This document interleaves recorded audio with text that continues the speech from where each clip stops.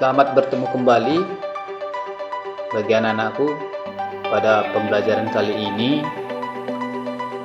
Bapak berharap anak-anakku pada saat ini tetap menjaga kesehatan ya, prokes, karena memang sampai saat ini masih banyak terdapat kita lihat ya di lingkungan atau bisa kamu lihat di televisi, masih ada banyak yang terpapar COVID-19 ini.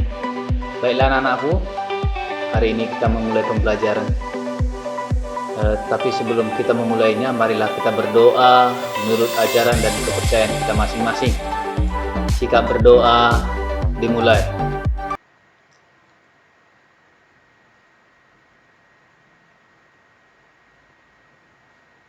Berdoa selesai. Oke, kalau minggu-minggu yang lalu kita sudah mempelajari tentang seni rupa atau karya seni rupa 2 dimensi dan 3 dimensi. Kali ini kita akan mempelajari tentang karya seni musik ya. Karya seni musik. Mungkin kamu sudah pasti mengerti apa itu karya seni musik. Karya itu adalah suatu hasil ciptaan seseorang ya. Kalau seni itu adalah artinya keindahan atau nilai estetis ya. Karena semua yang kita buat itu harus memiliki nilai estetisnya atau memiliki nilai keindahan. Kemudian musik.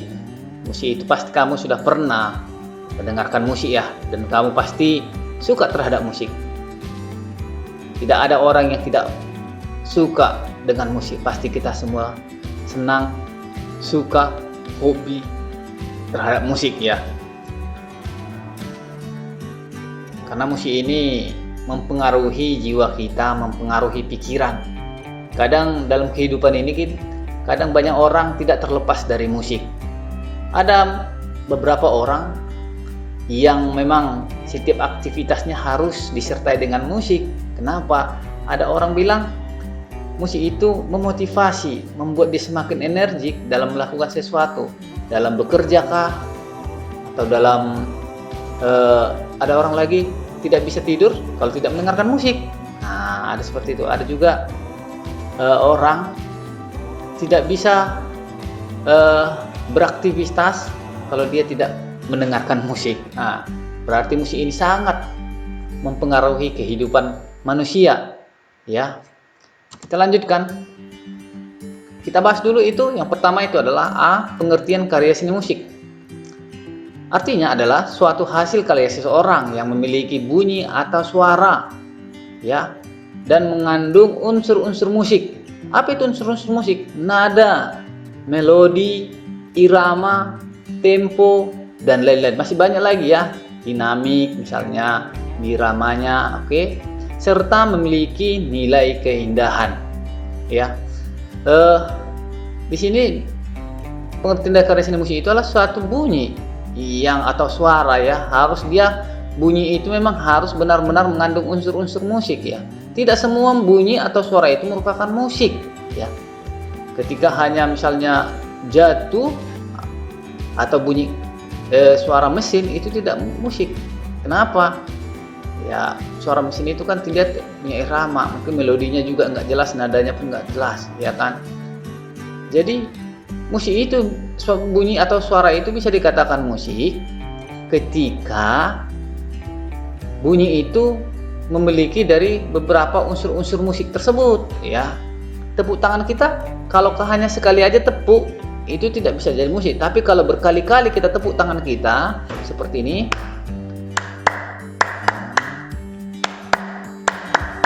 ya, mendengar tepuk tangan ini punya irama, punya tempo ya. Nah, itu adalah merupakan musik ya. Suatu suara yang bisa kita buat berirama, memiliki tempo ya, ada melodinya, itu bisa salah satu suatu karya seni musik ya. Kemudian musik ini terdiri dari dua ya. Ada musik vokal dan ada musik instrumen. Musik vokal itu adalah ketika kamu bernyanyi ya, apakah 1 orang, 2 orang, 3 orang, bahkan lebih ya, itu merupakan musik vokal. Sedangkan untuk yang kedua, musik instrumen, yaitu alat musik itu sendiri ya. Memang instrumen alat itu sendiri. Misalnya instrumen drum, piano, gitar, itu merupakan alatnya ya. Itu adalah alatnya atau instrumen musik. Fungsi musik yang ke B. Fungsi musik ya. Kita bahas apa itu fungsi musik. Yang pertama itu adalah musik sebagai upacara. Dalam hal upacara, musik dijadikan media penyalur rangkaian upacara tersebut. Beberapa upacara yang menggunakan musik, diantaranya atau salah satunya adalah upacara Sekat Tenan di Cirebon, Jawa Barat. Dalam upacara ini, masyarakat menggunakan gamelan sebagai instrumen dalam mengiringi musik dalam upacara tersebut. Selain itu, musik juga digunakan dalam upacara merapu di Sumba. Di sini masyarakat menggunakan nyanyian sebagai media memanggil dan mengiringi kepergian. Kepergian apa itu? Kepergian kematian kah ya? Kemudian bukan hanya ini saja, mungkin di setiap suku-suku yang ada di Indonesia, pasti setiap budayanya ya pasti menggunakan musik. Karena dalam dulu pun musik ini sudah dipergunakan manusia ya. Ini kan untuk saat-saat sekarang kan kita lihat banyak upacara-upacara adat istiadat di Indonesia ini selalu menggunakan musik ya, tidak terlepas dari musik. Karena musik ini memang harus dikaitkan dengan kehidupan manusia ya, tidak bisa terlepas. Misalnya dalam hal pernikahan ya, baik itu Jawa atau yang suku-suku lain, misalnya orang Batak itu harus menggunakan musik gondang ya. Bahkan yang kematian juga harus menggunakan musik ya. Intinya semua rata-rata budaya, kebiasaan atau tradisi setiap suku yang Indonesia ini pasti ya secara umum ya rata-rata pasti menggunakan musik sebagai upacara, mengiringi upacaranya ya. Yang kedua yaitu musik sebagai sarana komunikasi. Maksudnya di sini instrumen menjadi salah satu alat komunikasi di masyarakat. Biasanya komunikasi menggunakan instrumen atau alat musik tertentu untuk memberikan sinyal kepada masyarakat yang luas. Sebagai contoh, kentongan dan beduk. Kentongan biasanya digunakan untuk menandakan suatu kejadian yang terjadi di daerah sekitar. Sedangkan beduk merupakan ciri khas tanda datang waktu sholat bagi masyarakat Muslim. Artinya di sini, ketika musik itu dibunyikan, masyarakat tahu, orang tahu. Tanpa kita memberitahu secara langsung, ketika seseorang misalnya mendengarkan kentongan dibunyikan, orang pasti tahu ada kejadian atau ada kemalingan, iya kan? Itu dia sarana komunikasi atau beduk ya bagi orang Muslim ya. Ketika dibunyikan berarti itu pertanda bahwa kan saatnya waktu sholat ya bagi masyarakat Muslim. Pak, selain dari situ ada juga Pak, ada banyak lagi ya. Mungkin siapa bisa menyebutkan alat musik ya ketika dibunyikan itu orang tahu. Misalnya mungkin kamu pernah anak-anak ya yang jualan es krim kan ada itu gongnya, gong kecil ya. Ketika dibunyikan tong tong tong tong tong tong ya, kita pasti tahu bahwa itu ada yang jualan es ya kan. Itu dia bahwa ketika dibunyikan alat musik itu kita tahu gitu. Ada sesuatu yang disampaikan seperti itu sebagai sarana komunikasi. Kemudian yang ketiga itu adalah sebagai sarana pendidikan. Fungsi lainnya dari musik ada sebagai sarana pendidikan. Di sini kita bisa menemukannya pada banyak hal. Misalnya musik dan lagu yang bernapaskan agama sebagai hal ajar dan penerangan dalam kehidupan. Lagu-lagu dalam konten iklan masyarakat juga menjadi contoh lainnya dari fungsi musik sebagai sarana pendidikan. Demikian dengan musik yang diterapkan dalam sosialisasi program pemerintah dalam nilai religius, nilai estetis, dan nilai yang mengajarkan norma ke masyarakat.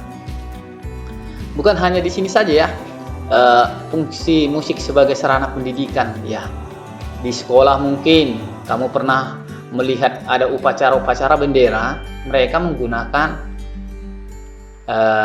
dalam pendidikan itu menggunakan musik ya, pengiring-pengiring upacara bendera ya dalam sarana pendidikan. Kemudian ketika seorang guru misalnya seperti Bapak mengajarkan di sekolah, ketika dia tatap muka, seharusnya Bapak di sini sudah menunjukkan berbagai alat musik ya, karena memang saat ini kita berbicara mengenai karya seni musik.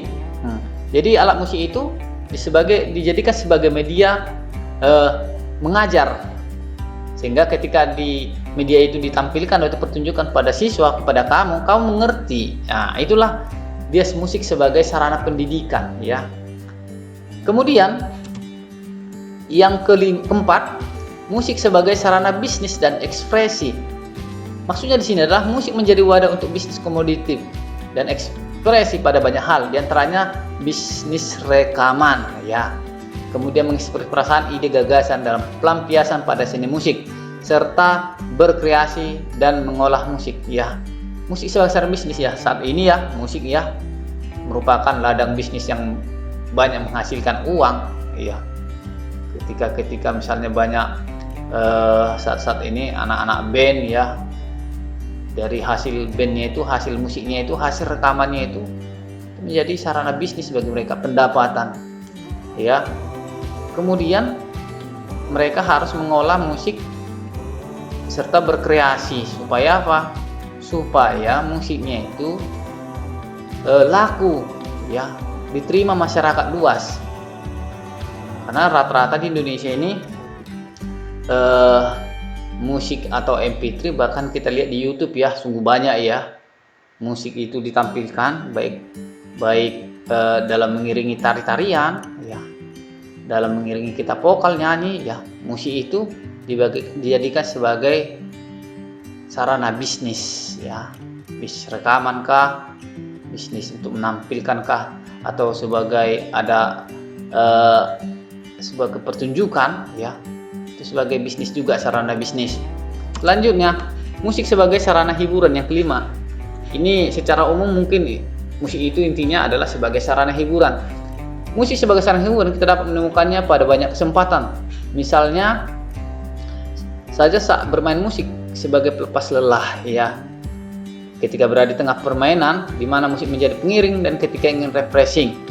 Sebenarnya musik banyak lagi fungsi musik dalam kehidupan, namun musik tidak hanya berhenti sebagai pelampiasan untuk menuangkan ide-ide dalam nada dan harmoni. Musik juga memiliki makna dan fungsi lebih dari itu. Maksudnya dari musik sebagai sarana hiburan ini ya, banyak kalau kita misalnya lagi banyak pikiran ya, pasti kita pergi ke suatu tempat yang ada pertunjukan musiknya ya. Karena misalnya band kah, kemudian atau pertunjukan musik tradisi kah ya, dia di situ dia sebagai hiburan ya. Pasti kita ketika musik itu ditampilkan, kita terhibur ya.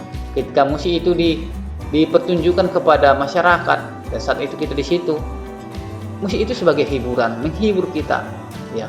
Tergantung musik yang dibawakan, kan ada juga memang musik-musik slow, tapi intinya musik itu adalah secara umum itu adalah sarana hiburan ya.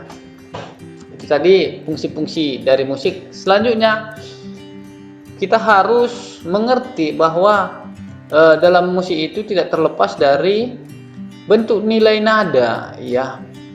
Kita harus tahu dulu dasar-dasar musik itu atau teori dasar musik. Coba kamu lihat ya, di situ mungkin bentuk not ini yang ada not penuh ya, ini not penuh, ini not penuh ya, nah not penuh. Kemudian ini not setengah ya, nama notnya. Ini not seperempat, ini not seperdelapan, ini not seper16. Kamu lihat namanya, kemudian bentuknya. Ini not seper16 32. Pak, masih ada? Iya, ada satu lagi not seper64. 4 benderanya, ini hanya 3 ya. Begitu juga tanda istirahat. Kalau bentuknya seperti ini, itu tanda istirahat penuh. Kemudian ini adalah tanda istirahat setengah, not seperempat atau tanda istirahat seperempat, dan seterusnya. Jadi kalau seperti ini, tanda bentuk not dan tanda istirahat ini nilainya ini 4 ketuk, ini juga nilainya 4 ketuk, itu maksudnya. Kemudian yang not setengah ini nilainya 2 ketuk, ini nilainya 2 ketuk. Not seperempat, ini nilainya ini adalah 1 ketuk, ini juga nilainya 1 ketuk. Not seperdelapan ini nilai ketukannya hanya setengah, ini juga setengah. Ini nilainya seperempat ketuk, dan ini juga seperempat ketuk, dan seterusnya. Ya, semua ini not balok ini mempunyai ketukan yang berbeda. Ketika not ini ditampilkan nanti, pasti ketukannya berbeda-beda. Misalnya ini jumlahnya ini harus, misalnya Bapak baca dengan do, berarti harus dinyanyikan selama 4 ketuk. Misalnya do. Jadi do itu diperpanjang selama 4 ketuk. Misalnya ini 2 ketuk, berarti nada ini dipakai hanya 2 ketuk. Misalnya saya baca dengan nada do, hanya 2 ketuk. Tapi untuk kejelasannya nanti di pertemuan berikutnya kita mempelajari pada garis birama. Itu untuk lebih jelasnya penggunaan dari bentuk not ini dan bentuk tanda istirahat ini. Coba kita lihat skema not balok ya. Ini adalah tadi adalah not penuh, yang ini not penuh. Not penuh ini adalah 2 kali not berapa itu? Not setengah ya. Berarti setengah tambah setengah 1 namanya, tapi jumlahnya 4 ketuk. Ini kan jumlahnya ini 2 ketuk, ini 2 ketuk, berarti 2 ditambah 2 4 ketuk. Karena ini jumlahnya tadi kan 4 ketuk. Kemudian ini jumlahnya ini adalah 2 ketuk, berarti 1 ketuk ditambah 1 ketuk 2 ketuk. Nah, ini seperti multi level kayaknya ini ya, kalau lu tahu. Ini juga, nah ini setengah ketuk. Nah, jadi setengah ketuk ditambah setengah ketuk menjadi 1 ketuk ya. Ini juga setengah ini berarti 2 not seperempat ya. Seperempat tambah seperempat adalah setengah. Ini setengah tambah setengah 1 ketuk. 1 ketuk ditambah 1 ketuk 2 ketuk. 2 ketuk ditambah 2 ketuk jadi 4 ketuk. Inilah skema nak balok ya. Sudah jelas. Mungkin sampai di sini materi yang bisa Bapak sampaikan. Kita lanjutkan minggu depan kelanjutan dari pembelajaran kita hari ini. Pembelajaran kata hari ini semoga bermanfaat ya. Bermanfaat. Kemudian kamu pelajari. Kalau memang mau catat silahkan catat. Oke, demikian pembelajaran kita hari ini. Lebih dan kurang Bapak mohon maaf ya. Sebelum kita mengakhiri pelajaran kita, marilah kita berdoa menurut ajaran dan kepercayaan kita masing-masing. Sikap berdoa dimulai. Berdoa selesai. Oke, demikian pembelajaran kita hari ini. Tetap jaga kesehatan ya. Oke. Terima kasih.